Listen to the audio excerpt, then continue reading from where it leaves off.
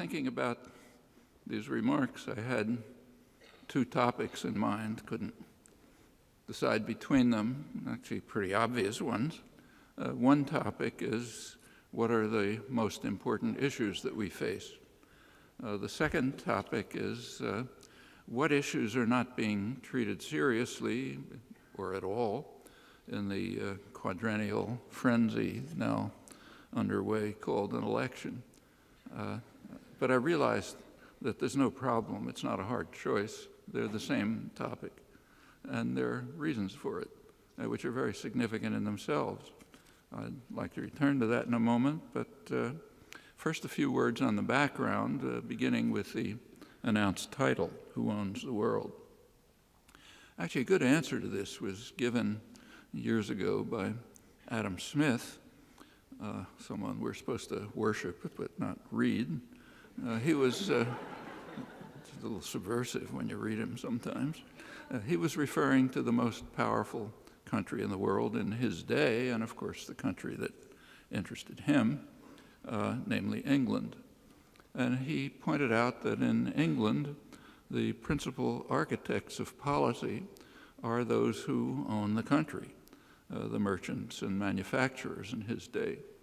And he said they make sure to design policy so that their own interests are most peculiarly attended to. Their interests are served by policy, however grievous the impact on others, including the people of England.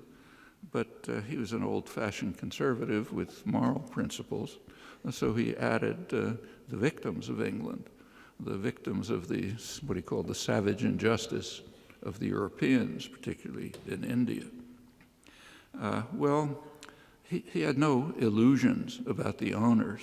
So to quote him again, all for ourselves and nothing for other people seems in every age of the world to have been the vile maxim of the masters of mankind.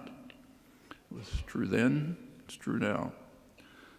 Britain kept its position as the dominant world power well into the 20th century, despite steady decline. By the end of World War II, dominance had shifted decisively into the hands of the upstart across the sea, the United States, by far the most powerful and wealthy society in world history. Britain could only aspire to be its junior partner, as the British Foreign Office ruefully recognized. At that point, 1945, the United States had literally half the world's wealth, incredible security, controlled the entire Western Hemisphere, both oceans, the opposite sides of both oceans. There's nothing, there has never been anything like that in history. And planners understood it. Roosevelt's planners were meeting right through the Second World War, designing the post-war world. They were quite sophisticated about it, and their plans were pretty much implemented. They wanted to make sure that the United States would control what they called a grand area, which would include routinely the entire Western Hemisphere, the entire Far East, the former British Empire, which the U.S. would be taking over, and as much of Eurasia as possible. Crucially, its commercial and industrial centers in Western Europe.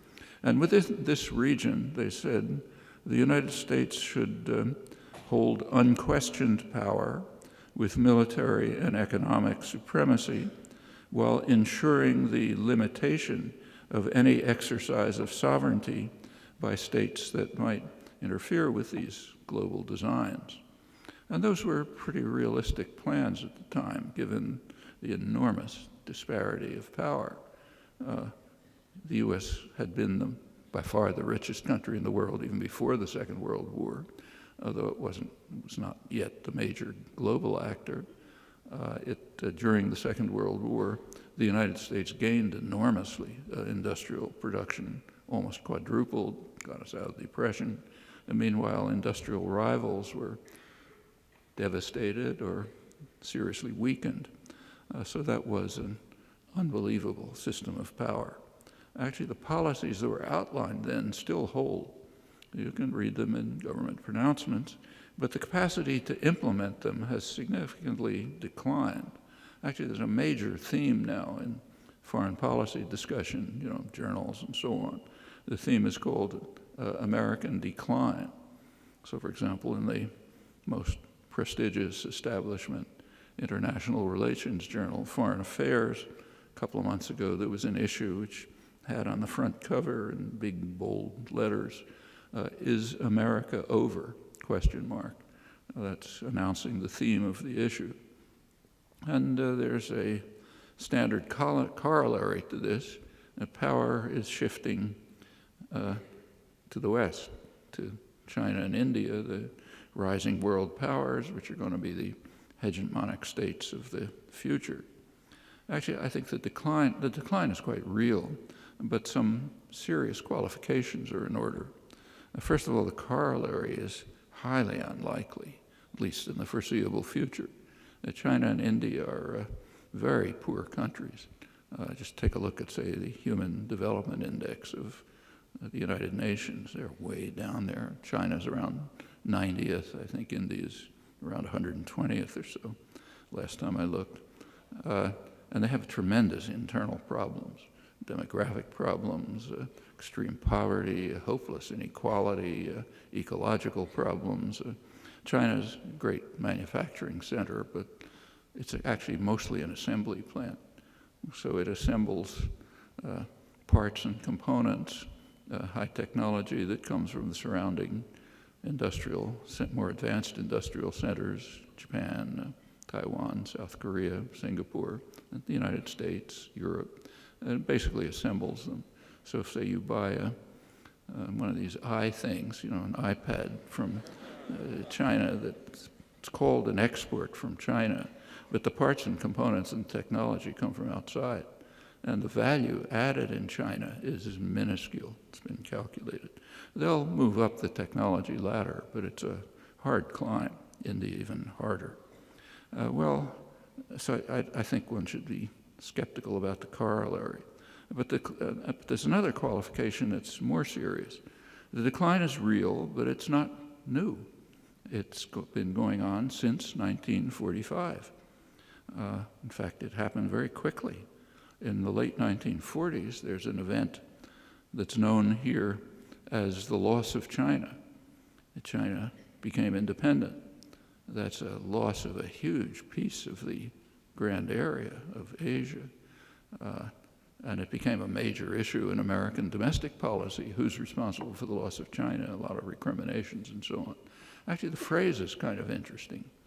Like, I can't lose your computer, right? Because I don't own it. I can lose my computer. Well, the phrase loss of China kind of presupposes a deeply held principle of kind of American elite consciousness. We own the world. And if some piece of it becomes independent, we've lost it. And that's a terrible loss. We got to do something about it. It's never questioned, which is interesting in itself. Well, right about the same time, around 1950, concerns developed about the loss of Southeast Asia. And that's what led the United States into the Indochina Wars, the worst atrocities of the post-war period. Partly lost, partly not. A very significant event in modern history was in 1965, when in Indonesia, which was the main concern, that's the country of Southeast Asia with most of the wealth and resources. There was a military coup in Indonesia. Suharto coup. It led to an extraordinary massacre, what the New York Times called a staggering mass slaughter. It killed hundreds of thousands of people, mostly landless peasants, destroyed the only mass political party, and opened the country up to Western exploitation. Euphoria in the West was so enormous that it couldn't be contained. So in the New York Times, describing the staggering mass slaughter, it called it a gleam of light in Asia. That was a column written by James Reston, the leading liberal thinker in the Times, and the same elsewhere. Europe, Australia. It was a fantastic event.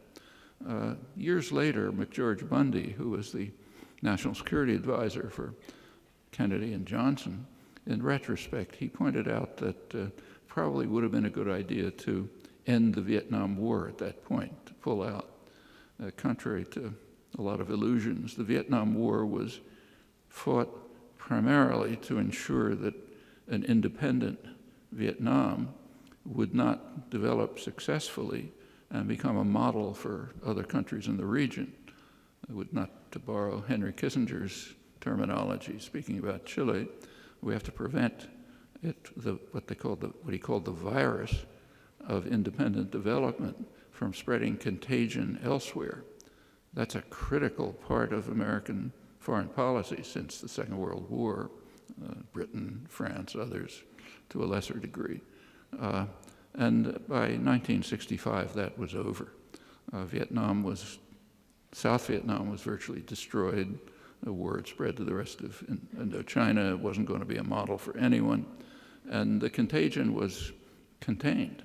The Suharto regime made sure that Indonesia wouldn't be infected.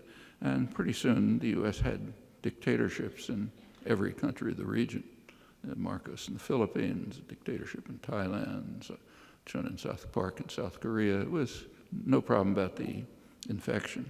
So that would have been a good time to end the Vietnam War, he felt. Well, that's Southeast Asia. But the decline continues. In the last 10 years, there's been a very important event, the loss of South America.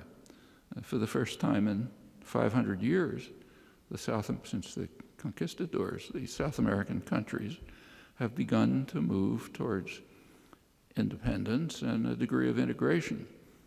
The typical structure of one of the South American countries was a tiny, very rich, westernized elite, often white or mostly white, and a huge mass of horrible poverty, countries separated from one another, each oriented towards either Europe or more recently the United States. Last 10 years, that's been overcome significantly, beginning to integrate, the prerequisite for independence, even beginning to face some of their horrendous internal problems. That's the loss of South America. One sign is that the United States has been driven out of every single military base in South America, trying to restore a few, but right now there are none. Well, moving on to just last year, the Arab Spring is another such threat.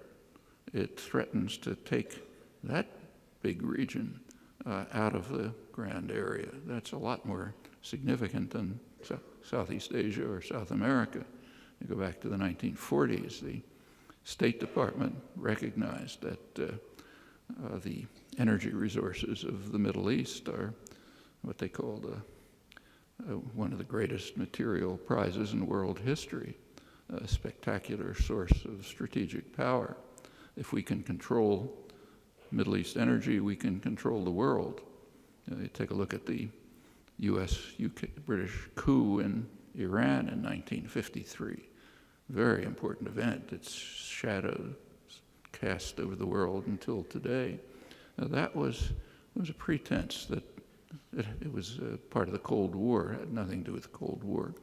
What it had to do was the usual fear, independent nationalism. And it wasn't even concerned with access to oil or profits. It was concerned with control of the oil resources of Iran and, in fact, of the region. And that's a theme that runs right through policy decisions, not discussed much, but it's very important to have control, exactly as State Department advisors pointed out in the 40s. If you can control the oil, you can control most of the world, and that goes on. So far, the threat of the Arab Spring has been pretty well contained. In the oil dictatorships, which are the most important ones for the West, every effort to join the Arab Spring has just been crushed by force.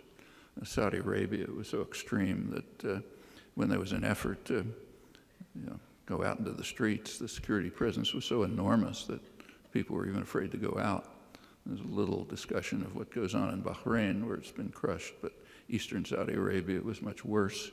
The Emirates, totally controlled. So that's okay. We managed to ensure that the threat of democracy would be smashed in the most important places. Egypt is an interesting case. It's an important country, not an oil producer. It is a small one. But in Egypt, the United States followed a standard operating procedure. If any of you are going into the diplomatic service, you might as well learn it. There's a standard procedure when one of your favorite dictators gets into trouble. First, you support him as long as possible. But if it becomes really impossible, say the army turns against him, then you send him out to pasture and get the intellectual class to issue ringing declarations about your love of democracy, and then try to restore the old system as much as possible. There's case after case of that. Somoza in Nicaragua, Duvalier in Haiti, Marcos in the Philippines, Chun in South Korea, Mobutu in the Congo, over and over. I mean, it takes genius not to see it. And it's exactly what was done in Egypt and what France tried to do, not quite with as much success in Tunisia. Well, the future is uncertain, but the threat of democracy so far is contained, and it's a real threat. I'll return to that. It's also important to recognize that the decline over the past 50 years is, to a significant extent, self-inflicted, particularly since the 70s. I'll come back to that too. But first, let me say a couple of things about the issues that are most important today and that are being ignored or not dealt with seriously in the electoral campaigns for good reasons. So let me start with the most important issues. There are two of these. They're of overwhelming significance because the fate of the species depends on them. One is environmental disaster, the other's nuclear war. I'm not going to take much time reviewing the threats of environmental disaster. Actually, they're on the front pages almost daily. So, for example, last week, the New York Times had a front page story with the headline, "Ending its Summer Melt. Arctic sea ice sets a new low." That leads to warnings. The melting this summer was far faster than was predicted by the sophisticated computer models and the most recent United Nations report. It's now predicted that the summer ice might be gone by 2020. It was assumed before that it may be 2050. They quoted scientists who said, "This is a prime example of the built-in conservatism of our climate forecasts. As dire the warnings are about the long-term consequences of heat-trapping emissions, many of us fear that they may still be underestimating the speed and severity of the impending changes." Actually, there's a climate change study program at MIT where I am. They've been warning about this for years and repeatedly have been proven right. The Times report discusses briefly the severe impact of all of this on the global climate, and it adds, but governments have not responded to the change with any greater urgency about limiting greenhouse emissions. To the contrary, their main response has been to plan for exploitation of newly accessible minerals in the Arctic, including drilling for more oil. That is, to accelerate the catastrophe. That's quite interesting. It demonstrates an extraordinary willingness to sacrifice the lives of our children and grandchildren for short-term gain, or perhaps an equally remarkable willingness to shut our eyes so as not to see impending peril. Those things you sometimes find with young infants. Something looks dangerous. Close my eyes and won't look at it. Well, there is another possibility. I mean, maybe humans are somehow trying to fulfill a prediction of great American biologist who died recently, Ernst Mayr. He argued years ago that intelligence seems to be a lethal mutation. And he had some pretty good evidence. There's a notion of biological success, which is how many of you are there around? That's biological success. And he pointed out that if you look at the tens of billions of species in world history, the ones that are very successful are the ones that mutate very quickly, like bacteria, or the ones that have a fixed ecological niche, like beetles. They seem to make out fine. But as you move up the scale of what we call intelligence, success declines steadily. When you get up to mammals, it's very low. There are very few of them around. And there's a lot of cows. It's only because we domesticate them. When you get to humans, it's the same.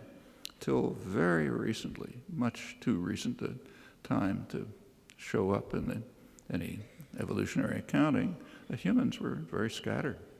There were plenty of other hominids, but they disappeared, probably because humans exterminated them, but nobody knows for sure.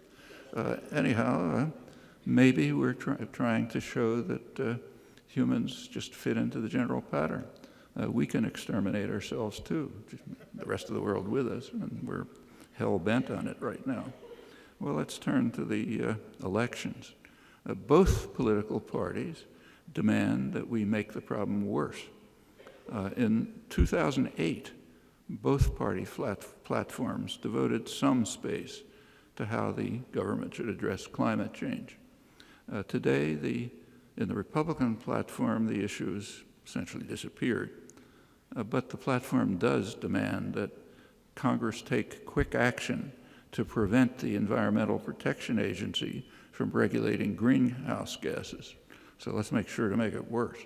And it also demands that we open Alaska's Arctic refuge to drilling, I'm quoting now, in order to take advantage of all of our American God-given resources. You can't disobey God, after all. On environmental policy, the program says we must restore scientific integrity to our public research institutions and remove political incentives from publicly funded research. All of that's a code word for climate science. Stop funding climate science. Romney himself says there's no scientific consensus, so we should support more debate and investigation within the scientific community, but no action except to act to make the problems worse. Well, what about the Democrats? They concede that there's a problem and advocate that we should work toward an agreement to set emissions limits in unison with other emerging powers.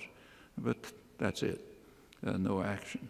And in fact, as Obama has emphasized, we have to work hard to gain what he calls 100 years of energy independence by exploiting domestic or Canadian resources, by fracking and other elaborate technologies. It doesn't ask what the world will look like in 100 years. So there are differences. The differences are basically about how enthusiastically the lemmings should march towards the cliff. Let's turn to the second major issue, nuclear war.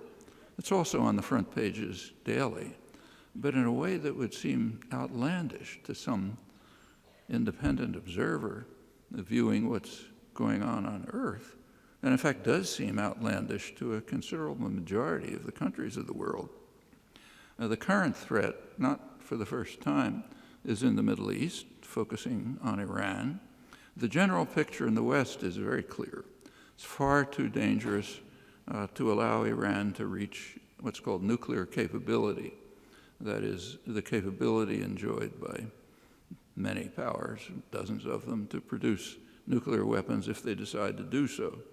As to whether they've decided, U.S. intelligence says it doesn't know. The International Atomic Energy Agency just produced its most recent report a couple weeks ago, and it concludes, I'll quote it, "It cannot demonstrate the absence of undeclared nuclear material and activities in Iran." That is, it can't demonstrate something which a condition that can't be satisfied. There's no way to demonstrate the absence of the work. That's convenient. Therefore, Iran must be denied the right to enrich uranium. That's guaranteed to every power that signed the Non-Proliferation Treaty. Well, that's the picture in the West. That's not the picture in the rest of the world. As you know, I'm sure, there was just a meeting of the non-aligned movement. That's a large majority of the countries in the world and of representing most of the world's population, a meeting in Tehran. And once again, not for the first time, they issued a ringing declaration of support for Iran's right to enrich uranium, right that every country has that signed the Non-Proliferation Treaty. Pretty much the same is true in the Arab world. It's interesting. I'll return to that in a moment. There is a basic reason for the concern. It was expressed succinctly by General Lee Butler. He's the former head of the U.S. Strategic Command, which controls nuclear weapons and nuclear strategy. He wrote that it is dangerous in the extreme that in the cauldron of animosities that we call the Middle East, one nation should arm itself with nuclear weapons, which may inspire other nations to do so. General Butler, however, was not referring to Iran. He was referring to Israel, the country that ranks highest in European polls as the most dangerous country in the world, right above Iran, and not incidentally in the Arab world, where the public regard the United States as the second most dangerous country right after Israel. In the Arab world, Iran, though disliked, ranks far lower as a threat among the populations, that is, not the dictatorships. With regard to Iranian nuclear weapons, nobody wants them to have them, but in many polls, majorities, sometimes considerable majorities, have said that the region would be more secure if Iran had nuclear weapons to balance those of their major threats. Now, there's a lot of commentary in the Western media and journals about Arab attitudes towards Iran. And what you read commonly is that the Arabs want decisive action against Iran, which is true of the dictators. It's not true of the populations. But who cares about the populations, what are called disparagingly the Arab street? We don't care about them. That's a reflection of the extremely deep contempt for democracy among Western elites. I mean, so deep that it can't be perceived. You know, it's just kind of like reflexive.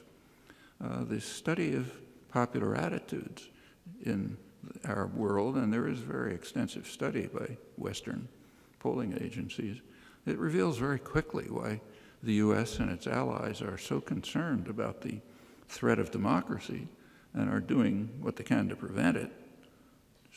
They certainly don't want attitudes like those I've just indicated to become policy, while of course issuing rousing statements about our passionate dedication to democracy. Those are relayed obediently by reporters and commentators. Well, unlike Iran, Israel refuses to allow inspections at all, refuses to join the Non-Proliferation Treaty, has hundreds of nuclear weapons, has advanced delivery systems. Also, it has a long record of violence and repression. It has annexed and settled conquered territories illegally, violation of Security Council orders, many acts of aggression, 5 times against Lebanon alone, no credible pretext. New York Times yesterday, you can read that the Golan Heights are disputed territory, Syrian Golan Heights.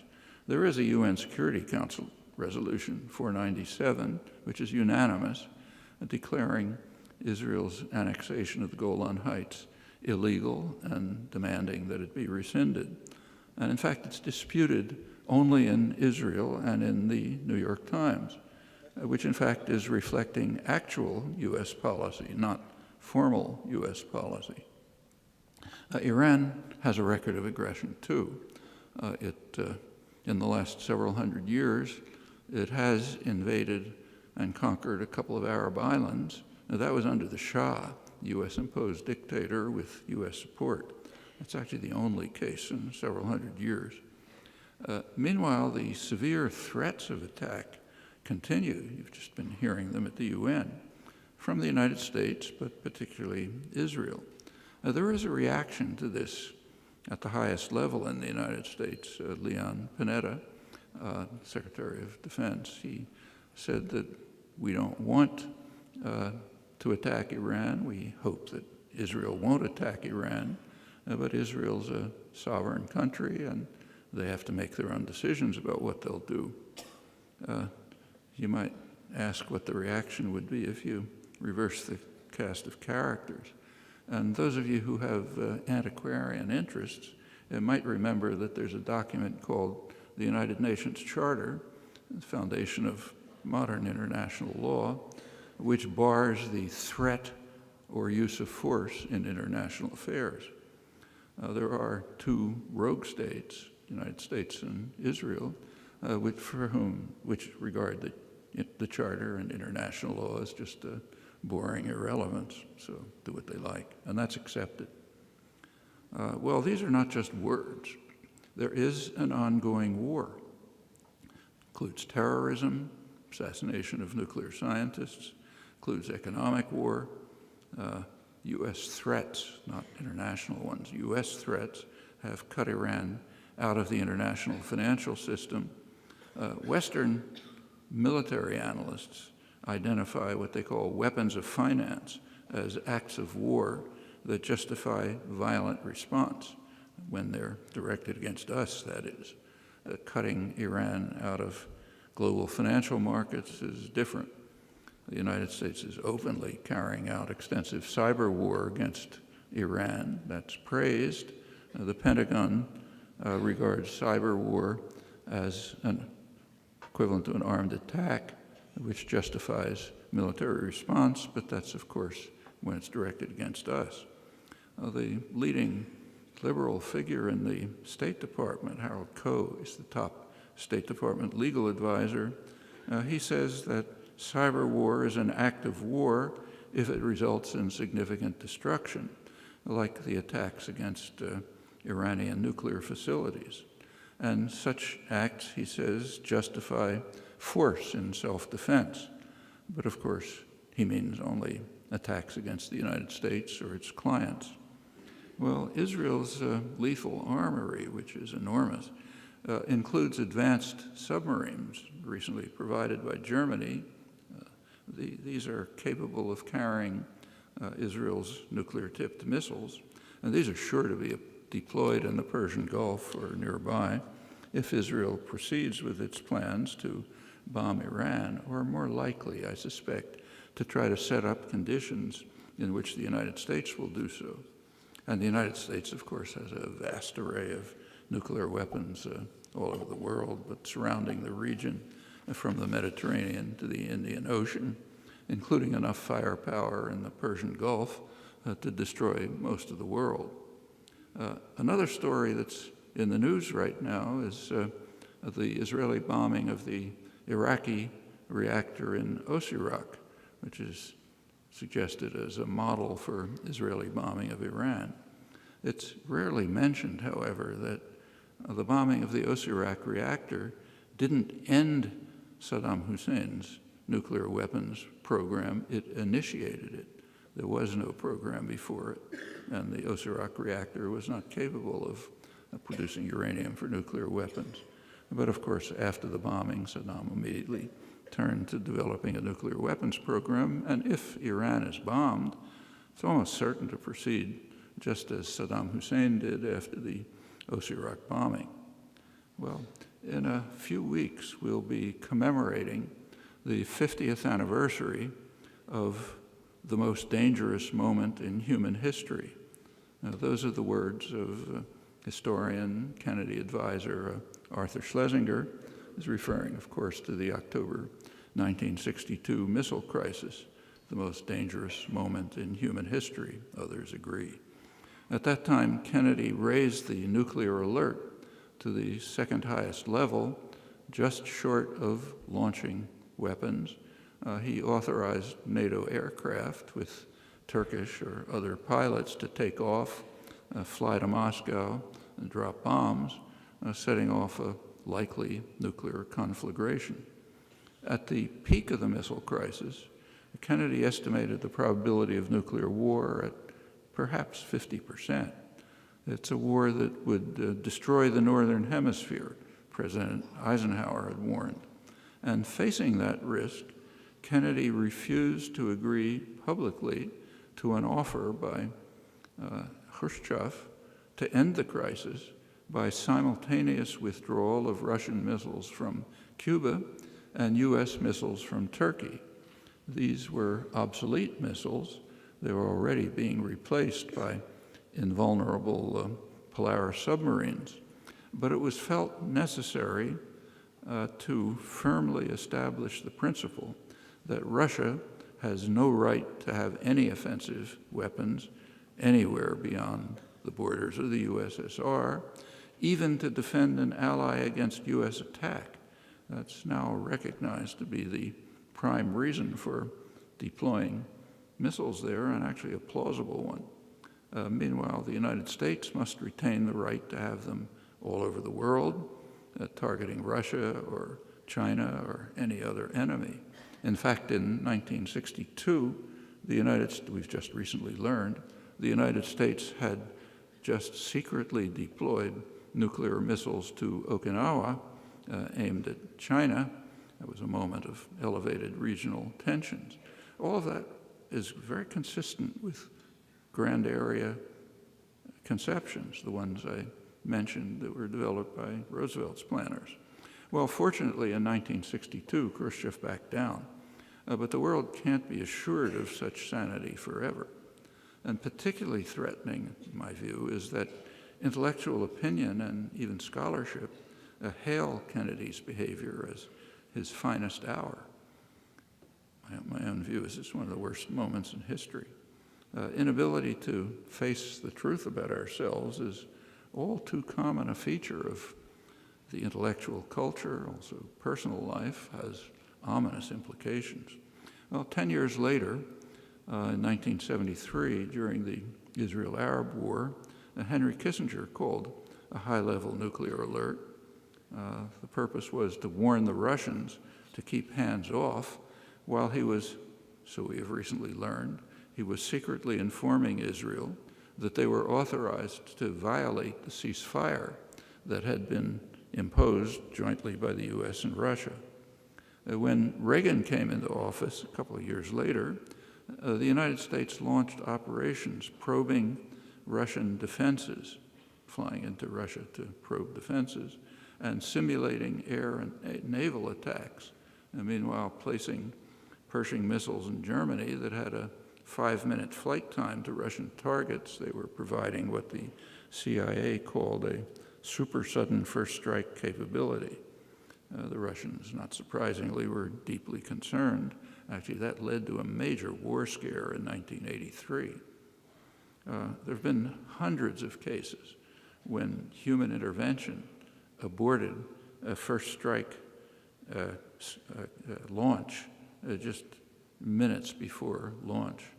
That's after automated systems gave false alarms. We don't have Russian records, but there's no doubt that their systems are far more accident-prone. Actually, it's a near miracle that nuclear war has been avoided so far.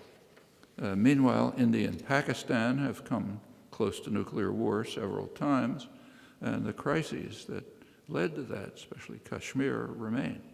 Both India and Pakistan have refused to sign the Non-Proliferation Treaty, along with Israel, and both of them have received U.S. support for development of their nuclear weapons programs, actually until today in the case of India, which is now a U.S. ally. War threats in the Middle East, which could become reality very soon, once again escalate the dangers. Well, fortunately, there's a way out of this, a simple way. There's a way to mitigate, maybe end, whatever threat Iran is alleged to pose. Very simple. Move towards establishing a nuclear weapons-free zone in the Middle East. The opportunity is coming again this December. There's an international conference scheduled to deal with this proposal. It has overwhelming international support, including, incidentally, a majority of the population in Israel. That's fortunately. Unfortunately, it's blocked by the United States and Israel. A couple of days ago, Israel announced that it's not going to participate and it won't consider the matter until there's a general regional peace. Obama takes the same stand. He also insists that any agreement must exclude Israel and even must exclude calls for other nations, meaning the U.S., to provide information about Israeli nuclear activities. The United States and Israel can delay regional peace indefinitely. They've been doing that for 35 years on Israel-Palestine, virtual international isolation. It's a long, important story that I don't have time to go into here. So therefore, there's no hope for an easy way to end what the West regards as the most severe current crisis. In no way unless there's large-scale public pressure. But there can't be large-scale public pressure unless people at least know about it. And the media have done a stellar job in averting that danger.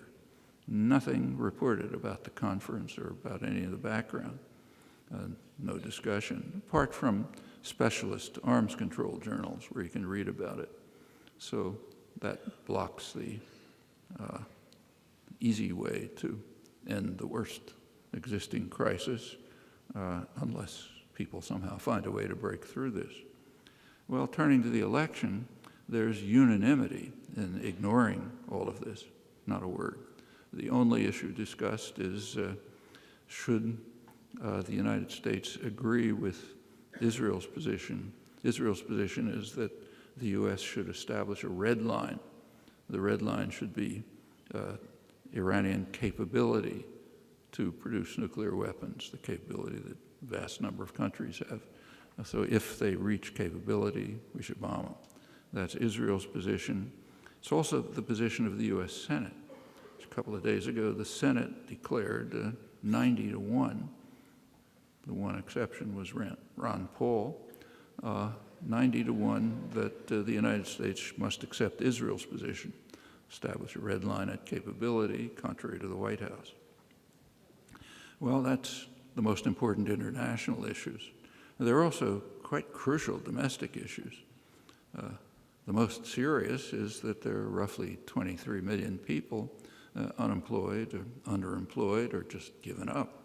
Now, that's a real catastrophe for the people themselves. You know, their lives are destroyed, their families are destroyed, and for the economy, huge resources not being used. Now, that does enter the elections. The Republicans have an answer to this. Now, we should enrich the rich. You don't use the word rich anymore. There's a euphemism. They're called the job creators. They don't create any jobs, but that's the way you refer to the rich. Sometimes they're called the makers, not the takers. So who are the takers? Well, that's easy. The big banks, for example, are enormous takers. They get $30 billion a year from just the government insurance policy alone, too big to fail policy. Some estimated at about $60 billion. The super rich are incredible takers. So you take a look just at tax breaks. Tax breaks amount to more than 7% of GDP, gross domestic product. That's 2/5 as large as the entire federal government. The tax breaks are overwhelmingly regressive, favoring the rich. And how do they achieve that nice outcome? By lobbying heavily and systematically contributing to political campaigns. I'm quoting that radical rag, Foreign Affairs. There are many other regressive devices, patent laws designed to radically increase the price of drugs and others, research and development, procurement, all techniques for enriching the private sector. Particularly significant since the 1970s, a big change in the way the economy works then, particularly significant since then, are financial institutions. There is a role for banks in a state capitalist economy. So, for example, what a bank is supposed to do is take your deposit and decide to lend it to somebody who wants to do something with it, like, buy a car, or send the kids to college, or start a business, buy a house, whatever it might be. That's the function of banks. And it was pretty well filled that during the great growth period, what's sometimes called the Golden Age, the 50s and the 60s, enormous growth period, pretty egalitarian. That's pretty much what banks were doing. At that time, the New Deal legislation still prevailed, including a fair amount of regulation, so there were no financial crises. Since the 1970s, that's all changed. There's been a huge explosion of financial institutions, mostly dedicated to financial manipulations. Take a look at the business pages of the New York Times today. There's a big debate about whether there should be some regulation on super fast automated trading, where you can cut a trade by, a microsecond or something and maybe beat somebody else out, which is causing all kind of problems. And Europe and Australia and Canada are trying to clamp down on it. The United States is hanging back, but there's plenty of this. By 2007, financial institutions had literally reached 40% of corporate profits. Well, what's the impact of this on the economy? Actually, before the recent crash, there was very little study of it. The reason is there's a kind of a religious doctrine. The doctrine is markets know best, so it had to be beneficial. So if you're a well-trained economist, you just don't look at it. After the crash, there was a kind of a change of mood, somewhat. So prominent international economists wrote, I'm quoting, that an emerging consensus is developing among economists on the need for macro-prudential supervision of financial markets. There's growing recognition that our financial system is running a doomsday cycle.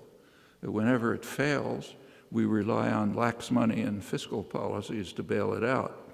Now, this response teaches the financial sector a lesson. Take large gambles to get paid handsomely, and don't worry about the costs. They'll be paid by the taxpayers through bailouts and lost jobs. And the financial system is thus resurrected to gamble again and to fail again. So I'm quoting Barry Eichengreen and Simon Johnson. Economists among you will know that they're among the most respected financial and international economists. The system is a doom loop, in the words of the official of the Bank of England who's responsible for financial stability. After the crisis, a number of very prominent economists did start to write about it. There's an issue of the Journal of the American Academy of Arts and Sciences that had articles by Benjamin Friedman at Harvard, Robert Solow at MIT, he's Nobel laureate. They both pointed out that there hadn't been much in the way of study of the impact of financial institutions. They didn't say why, but the reason is the religion. And they said if you look at it carefully, it looks like they are imposing significant costs on the economy. The most respected financial commentator in the English-speaking world, Martin Wolf of the Financial Times, he went well beyond that. He said, the out-of-control financial sector is eating out the modern market economy from inside, just as the larva of the spider wasp eats out the host in which it's been laid. Banks, as presently constituted and managed, cannot be trusted to perform any publicly important function. Today's banks represent the incarnation of profit-seeking behavior taken to its logical limits, in which the only question asked by the senior staff is, what can they get away with? That's not a spokesperson for the Occupy movement. It's the most respected financial correspondent in the English-speaking world, quite conservative, Martin Wolf. Actually, there's a study by two leading economists, one a Nobel laureate, Paul Romer and George Akerlof, who found that the most lucrative strategy for executives at big banks would be to loot them, to pay themselves vast rewards, knowing full well that the government, meaning the taxpayer, will move in and save them from bankruptcy. That was 20 years ago. It's a lot worse today. There are some limited steps to try to deal with this, but they're being beaten back by armies of lobbyists. Well, that's the takers. What about the makers, working people? They're under constant attack. The fiscal policies and trade policies are designed to undermine manufacturing, to set workers in competition with each other around the world, with the poorest, to drive down wages. Meanwhile, protect professionals. They're given all kinds of protections. They're not supposed to compete. Unions are under terrific attack. It's been going on since the 1940s, but in the last generation, it's been very harsh. Employers have been basically told that they can violate the laws at will, and of course they're following it. Clinton, that was Reagan. Clinton, which led to about a tripling of firing of organizers illegally. Clinton added his own method. It was called NAFTA. NAFTA gave opportunities for employers to threaten to move plants to Mexico in order to break strikes. That's illegal, of course, but when you have a criminal state, it's fine to act illegally.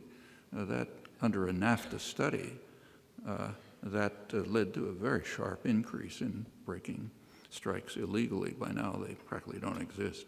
Private sector unionization is down to about 7%. Public workers have so far defended themselves, but they're under terrific attack. No time to go into it, but I should mention that Obama takes part in it. All of this has been accelerated under a strong right-wing backlash that took place, backlash against the 60s, that took place from the early 70s. Major change in the nature of the economy towards financialization, leading to what I described, and offshoring. That led very quickly to concentration of wealth. Concentration of wealth leads to concentration of political power, almost reflexively.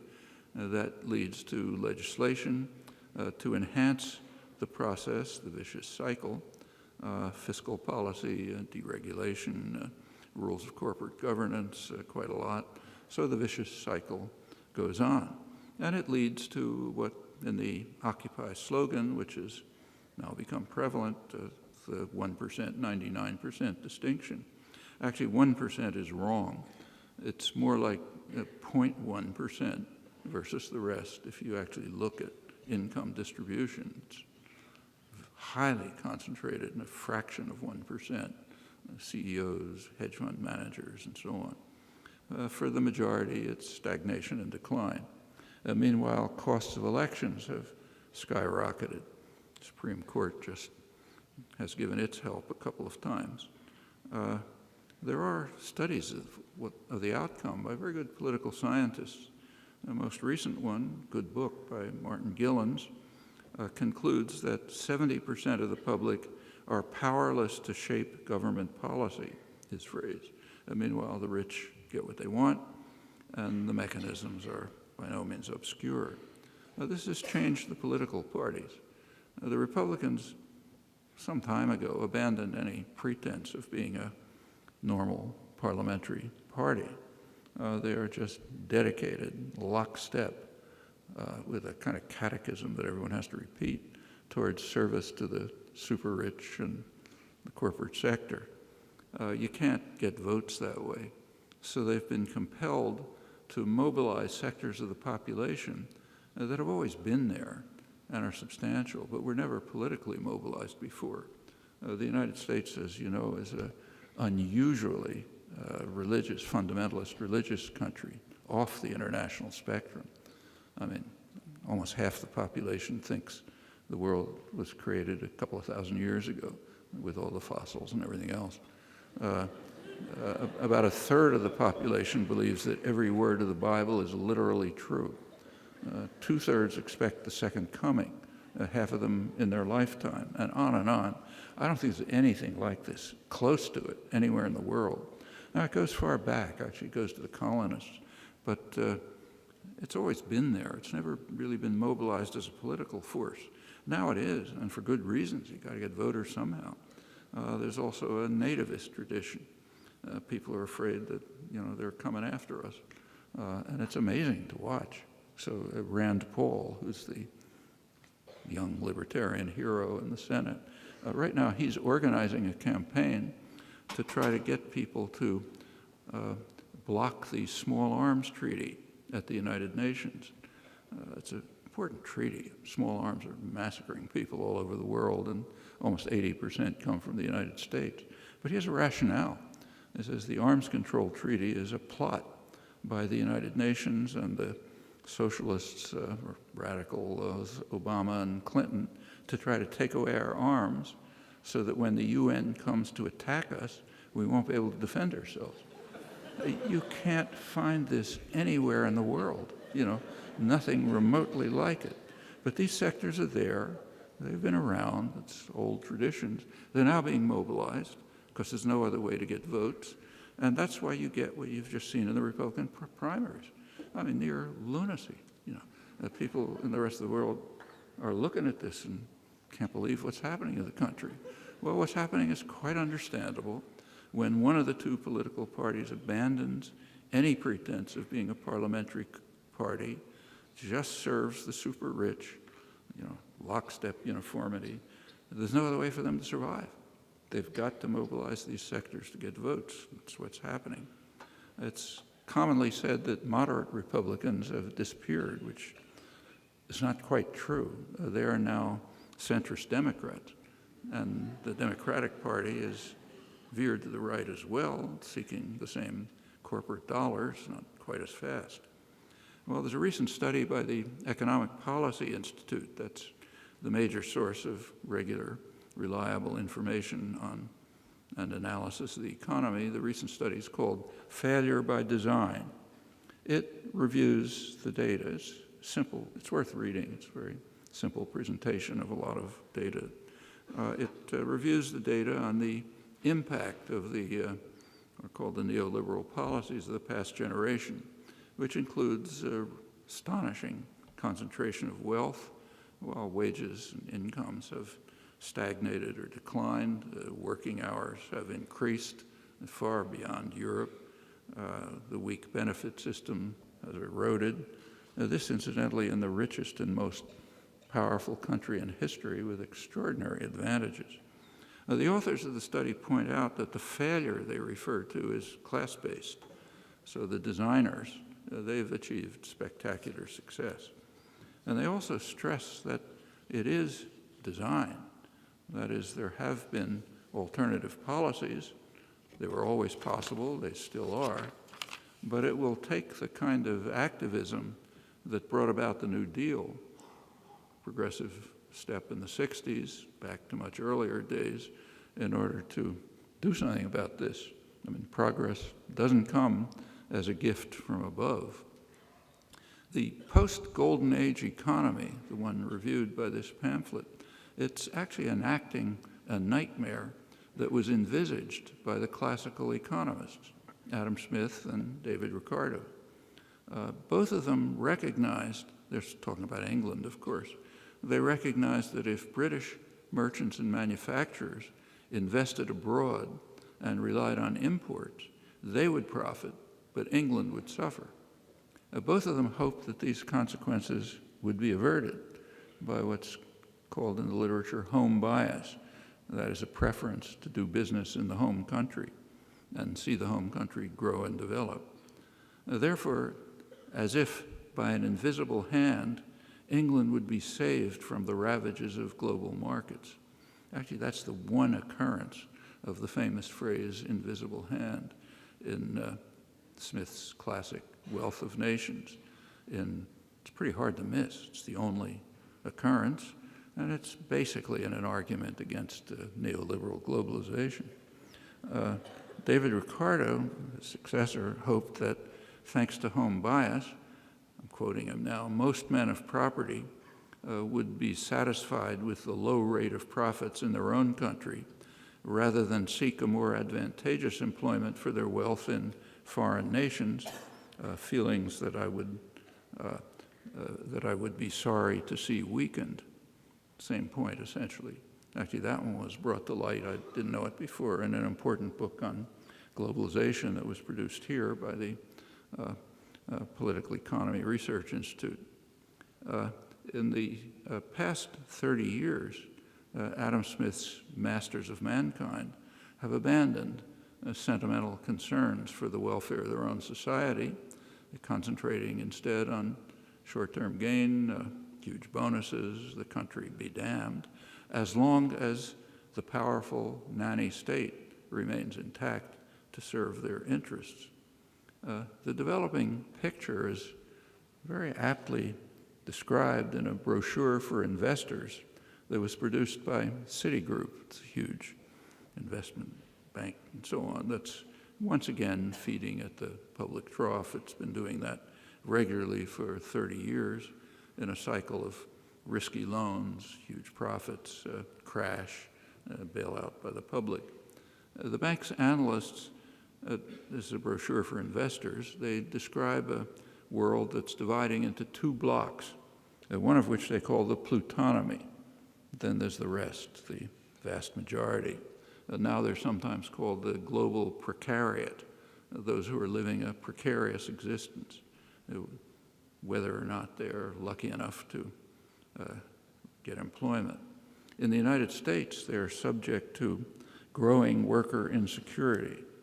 That, if you didn't know, is the basis for a healthy economy. Federal Reserve Chair Alan Greenspan explained that to Congress while he was lauding his performance in economic management. Actually, that's the real shift in global society, and not to China and India, but to the global plutonomy. And the Citigroup analysts understand it. They advise investors to focus on the very rich, where the action is. They have something called a plutonomy stock basket, which is investments on things that the rich want. And they point out that it's far outperformed the world index of developed markets since 1985. That's when the Reagan-Thatcher economic programs of enriching the very rich and punishing the rest were taking off.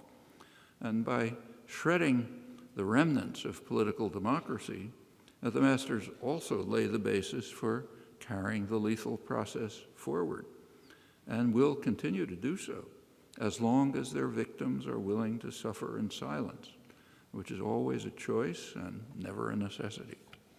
Thanks.